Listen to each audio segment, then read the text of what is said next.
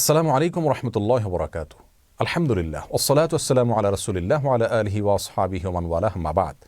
সুপ্রিয় দর্শক শ্রোতা ভাই বোন, ইসরায়েলের প্রথম সারির একটি গণমাধ্যম ইসরায়েল টুডে, সেখানে দাজ্জালের আগমন সম্পর্কে একটা তথ্য দেওয়া হয়েছে একটি সাক্ষাৎকারে। সেই তথ্যকে কেন্দ্র করে পৃথিবীর অনেক মানুষের মধ্যে কৌতূহল তৈরি হয়েছে, আলোড়ন সৃষ্টি হয়েছে। সেই সাক্ষাৎকারটা দিয়েছেন একজন ইহুদি ধর্ম পণ্ডিত বা রাব্বি। তিনি সেই সাক্ষাৎকারে দাবি করেছেন যে তাদের সিনিয়র ধর্মীয় ব্যক্তিত্ব একজন রাব্বি, তার সঙ্গে দাজ্জালের সাক্ষাৎ ইতিমধ্যে হয়ে গেছে। তার মানে দাজ্জাল পৃথিবীতে ইতিমধ্যে চলে আসছে এবং এর মাধ্যমে তারা মনে করেন যে দাজ্জালের আগমনের মাধ্যমে তাদের বিস্তার ঘটবে, তাদের প্রভাব পুরো পৃথিবীতে প্রতিষ্ঠিত হবে। কারণ ইহুদি ধর্মমত অনুযায়ী তারা দাজ্জালের আগমনকে ইতিবাচকভাবে দেখে, তারা তাকে ত্রাণকর্তা মনে করে। তারা মনে করে দাজ্জাল আসার পর গোটা পৃথিবী তাদের কর্তলগত হবে।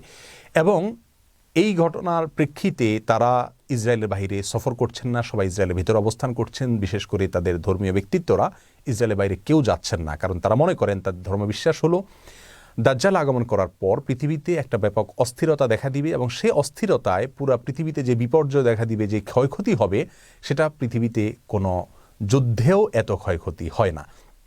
এবং অনেকটা বর্তমান করোনা পরিস্থিতির যে বিপর্যয় দেখা দিচ্ছে পৃথিবীতে, তারা সেটাকে সেই দাজ্জাল আসার পরবর্তী তাদের ধর্মীয় দৃষ্টিকোণ থেকে যে বিপর্যয় হওয়ার কথা, সেটা বলে তারা ব্যাখ্যা করছে। ইসলাম আসলে এ ব্যাপারে কি বলে?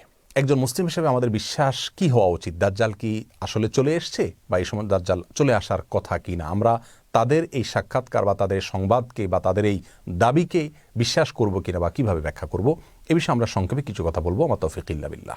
প্রিয় দর্শক, কিয়ামত নিকটবর্তী হয়ে গেছে।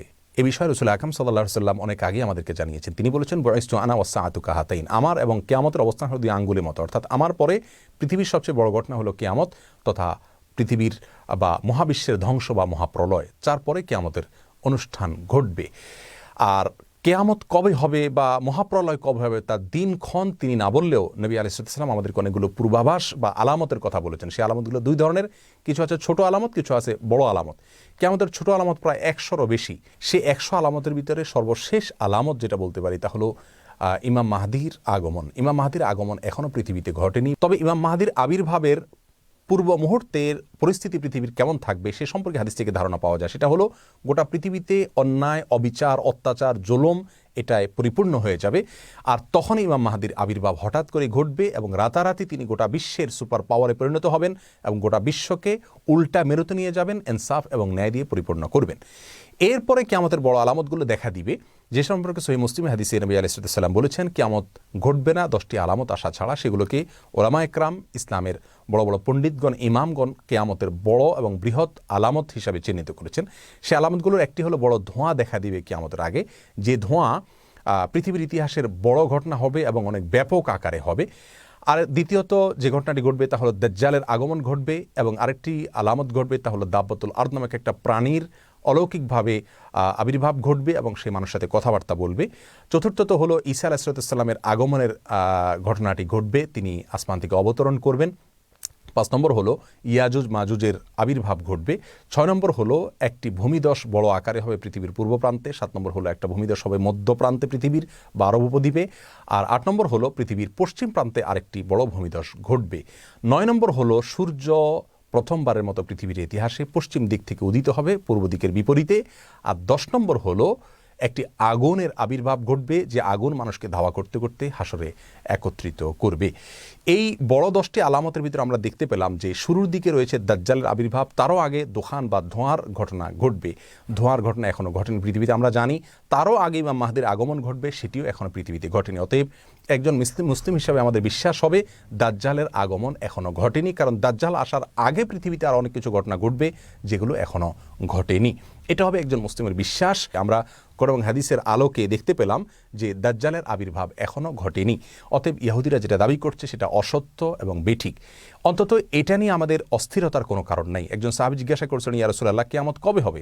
নবী আলাইহিস সালাম বলেছেন, তুমি তার জন্য কি প্রস্তুতি নিয়েছো? এই হাদিস থেকে আমরা স্পষ্ট ধারণা পাচ্ছি যে কবে কে আসছে, কোনটার আবির্ভাব হচ্ছে কি হচ্ছে না, এটা নিয়ে আমরা যতটা কৌতূহলী হচ্ছি বা যতটা আমরা অস্থির হচ্ছি, এর চাইতে গুরুত্বপূর্ণ ইস্যু আমাদের জীবনে যে আমরা কিয়ামত হলে সেই পরিস্থিতি আমাদের করণীয় কি থাকবে?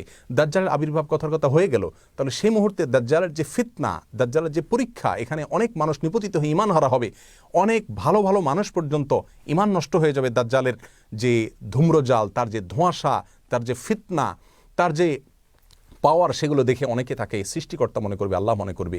এই পরিস্থিতি থেকে বাঁচার জন্য আমরা কি প্রস্তুতি নিয়েছি? রাসূল করিম সাল্লাল্লাহু আলাইহি ওয়াসাল্লাম দাজ্জালের ফিতনা থেকে বাঁচার জন্য অনেকগুলো আমলি কথা আমাদেরকে শিক্ষা দিয়েছেন। তার ভিতরে একটি হলো সূরা কাহফের প্রথম 10টি আয়াত মুখস্থ করা, অর্থ সহকারে বোঝা ধারণ করা। যে ব্যক্তি এটা করবে, ওই ব্যক্তিকে আল্লাহ সুবহানাহু ওয়া তাআলা দাজ্জালের ফিতনা থেকে রক্ষা করবেন। আরেকটি হলো দাজ্জালের ফিতনা থেকে রক্ষার উপায় হলো দাজ্জাল সম্পর্কে নলেজ অর্জন করতে হবে। পৃথিবীর পূর্ব প্রান্ত থেকে তার আবির্ভাব ঘটবে, 40 দিন সে পৃথিবীতে অবস্থান করবে, সিরিয়াতে তাকে ঈসা আলাইহিস সালাম হত্যা করবেন। এভাবে দাজ্জাল সম্পর্কে আরও যে সমস্ত ভয়াবহ তথ্য রাসূল আকরাম সাল্লাল্লাহু আলাইহি ওয়াসাল্লাম দিয়েছেন, যে তার হাতে জান্নাত থাকবে, জাহান্নাম থাকবে, তার পাশ দিয়ে এরকম পৃথিবীর সমস্ত সুখ স্বাচ্ছন্দ্য ঘুরবে, অর্থাৎ নহর নালা সবগুলো প্রবাহিত হতে থাকবে, এবং আল্লাহর নেয়ামতগুলো সব তার হাতে থাকবে। সে মানুষকে জীবিত করবে, মৃত করবে, অনেক অলৌকিক বিষয়গুলো সে দেখাতে পারবে। তার একটা চোখ কানা থাকবে, শুকনো আঙ্গুরের মতো চোখ থাকবে, আরেকটা চোখ ভালো থাকবে, কপালে কাফের লেখা থাকবে পরিষ্কারভাবে, খাটো প্রকৃতির হবে। তার সম্পর্কে বিশদ বিবরণ হাদিসে দেওয়া হয়েছে, সেগুলো নলেজ অর্জন করা যাতে তাকে চিনতে সুবিধা হয়।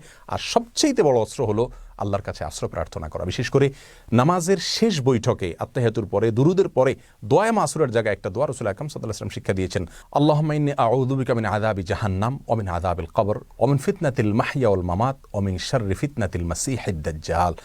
এই দোয়ার মধ্যে দাজ্জালের ফিতনা থেকে মুক্তির জন্য আল্লাহর কাছে আশ্রয় প্রার্থনা করা হচ্ছে। আল্লাহর কাছে আশ্রয় প্রার্থনা করা হলো মুমিনের সবচেয়ে বড় অস্ত্র।